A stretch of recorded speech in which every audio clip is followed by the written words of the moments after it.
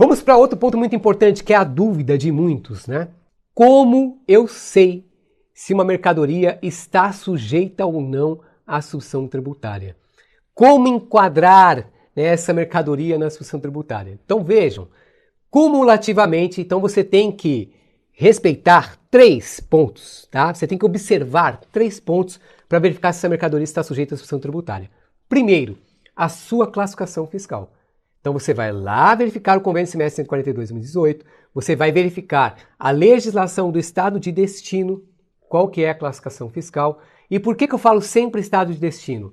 O ICMS, sucessão tributária, ele é calculado, ele é antecipado por toda a cadeia. Então, o que te interessa sempre é o estado de destino. Se é uma operação interna, o estado de destino vai ser igual ao estado do remetente. Se é uma operação interestadual, sempre o estado de destino, é no qual você vai ter que observar a legislação, as alíquotas, a margem de valor agregado, então sempre estado de destino, perfeito? Então você verifica lá a classificação fiscal, tá, desse produto no Convênio Semestre 142 e no regulamento do ICMS do estado de destino. E aqui eu já trago um ponto de muita atenção, certamente todos já imaginam o que eu vou dizer sobre classificação fiscal.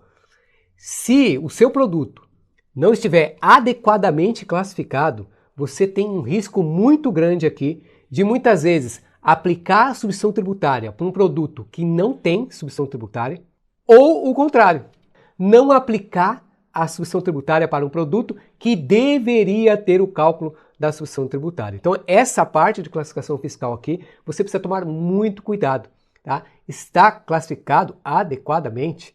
Você conhece muito bem o seu produto? Quem deve nos apoiar na classificação fiscal? Muitas vezes a área fiscal tributária não é suficiente para classificar um produto.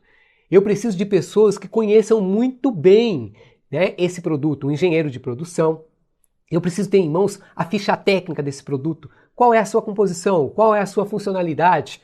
Tá? Isso é importantíssimo. Se tiver errado a classificação fiscal, você pode vir a ter problemas com a substituição tributária. Lembrando que o NCM hoje é utilizado para a substituição tributária, para as alíquotas, para operações de desoneração como isenção, não incidência, para incentivos fiscais, importação. Então é um elemento importantíssimo para o cálculo do ICMS de substituição tributária e para o cálculo dos demais tributos. Tá? O segundo ponto é a descrição. E aqui nós temos um problema muito sério em relação à sua descrição. E eu queria falar com você, certamente talvez você enfrente esse problema na empresa onde você trabalha ou na sua empresa. Se você não enfrenta, parabéns, você é um privilegiado. A parte de descrição dos produtos, né, a parte de cadastro dos produtos nas empresas é um ponto crítico, sensível, que pode trazer muitos problemas para as empresas. Nós temos descrições muitas vezes que não identificam a mercadoria. Nós temos descrições muitas vezes codificadas. Você vê códigos lá que só a pessoa que cadastrou conhece. E esse é um ponto fundamental, porque através da descrição também você teria que analisar se a mercadoria está ou não sujeita à substituição tributária. Wellington, como resolver esse problema? Você deve criar um padrão de descrição de mercadorias na sua empresa. E você deve fazer isso à luz da legislação. Então, eu poderia citar aqui outros exemplos, mas o que me vem à mente agora é o do chocolate. O chocolate branco, ele tem uma classificação fiscal, por exemplo, diferente.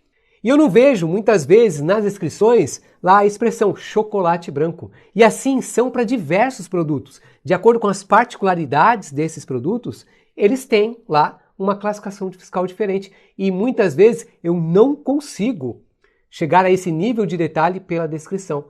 Por quê? Porque falta muitas vezes complementar essa descrição à luz da legislação para que eu verifique qual é a classificação fiscal correta daquele produto.